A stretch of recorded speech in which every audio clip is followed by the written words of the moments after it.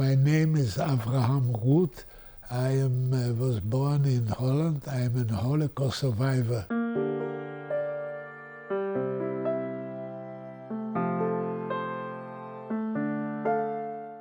I want to tell you a little bit about my life before the war, in the war, and after the war. I grew up in what we call a liberal Orthodox Dutch family.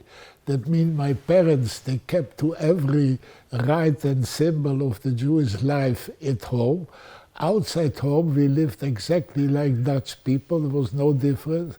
My parents wanted us to know how to behave in the Dutch society, so we went to a Dutch school. I have 5 sisters and brothers, and one adopted brother who was sent from Poland to Holland because his parents believed that in Holland he would be safe. And the life was very good. We went on holidays, we had everything. We played soccer, we went on bicycles, we did every sport possible. And also at school, we didn't went to school on Saturday, but the school took always care that on Saturday they would give that lessons that it won't hamper our education. Everything changed in 1940 when the Germans invaded Holland, and the invasion was very fast. It only took 5 days because many Dutch traitors helped the Germans, and within 5 days the Germans took over Holland. So the first year the Germans were very easy because they wanted the Dutch people to join the German Nazis, the German Aryans, and they thought they could convince them to go with them. They didn't succeed. The Dutch people didn't want to be a part of the German Reich, and therefore after 1 year the German Nazis started to pursue the Jews in everywhere. They took everything which we had. They took our bicycles, our radio. We were not allowed to go into shops. We couldn't go more to school. We had to go to a special Jewish school. The people who helped the Jews were the common civilians, the plain people. There were never very many poor people. The rich people, the high society never took care of any Jews. That is one reason why the Nazis were so successful in sending the Jews to concentration camps. As you know, 85% of the Dutch Jews were gassed in Auschwitz and Sobibor.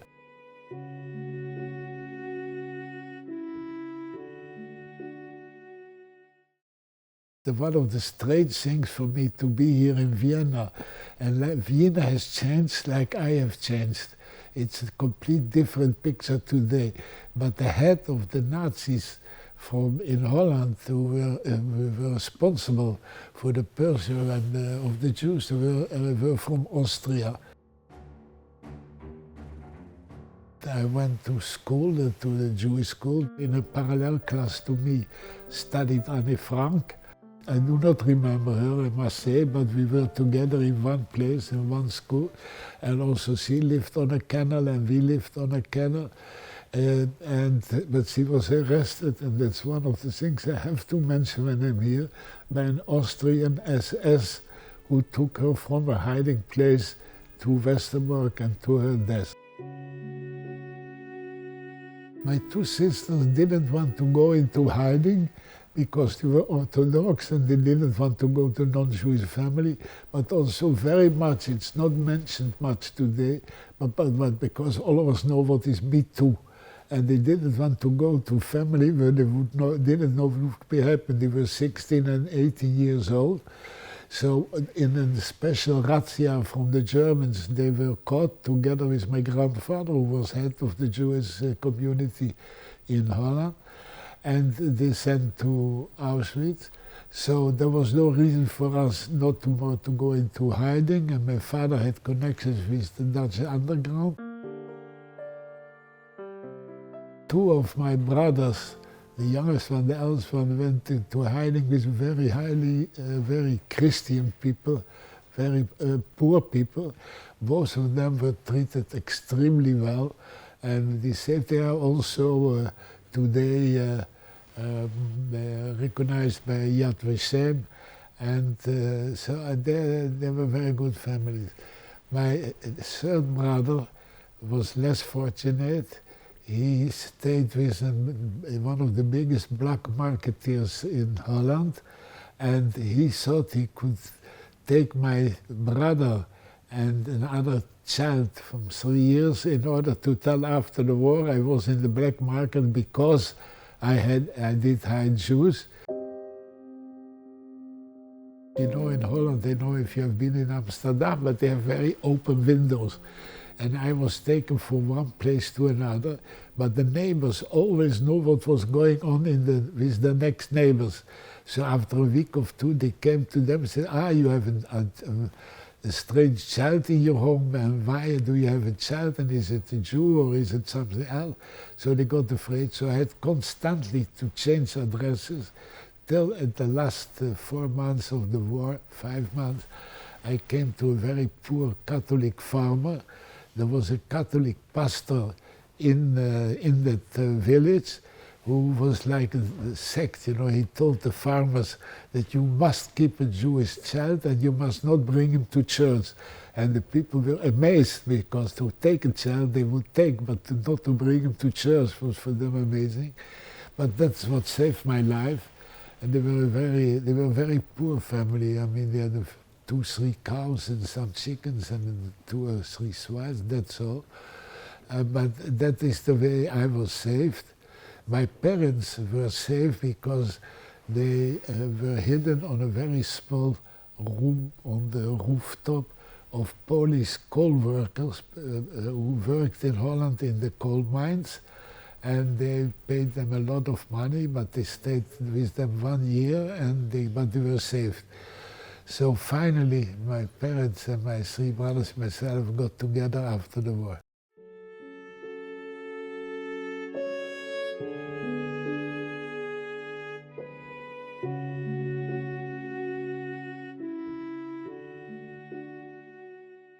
Virtually all my family were murdered in Auschwitz and Sobibor, some in Bergen-Belsen, and they were, so my aunts, my uncles, my family, the whole family virtually. There were only 2, 3 families who were saved during the war. All the rest were murdered. As I said, it was a very difficult time. My sister, my younger sister, lived during the liberation of Auschwitz, and she lived still 6 weeks, and then she died from, we think, from typhus.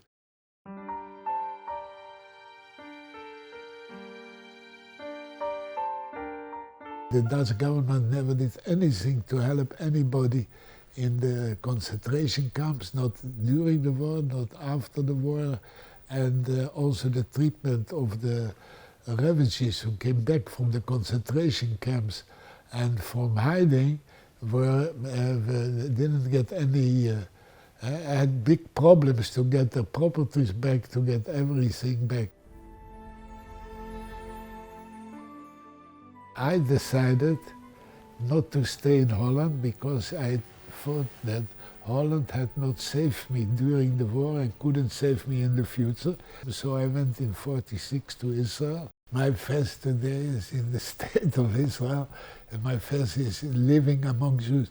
One of my happiest days in life, maybe my happiest day in life, when I came after the war and I landed in Haifa, you know, in the north of Israel, and suddenly I felt free. I felt under my own people, I felt free from any, you know, I was free.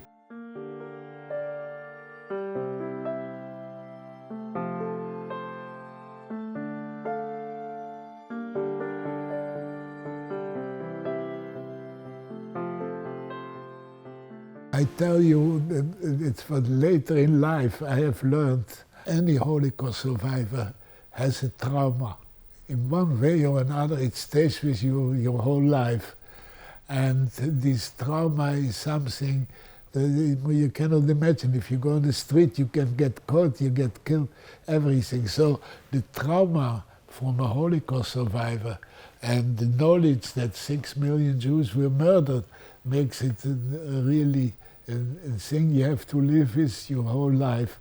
And we try also to teach and to help our second generation to understand what we went through, but we don't want them to be a part of the Holocaust. We want them to remember and to recognize the Holocaust.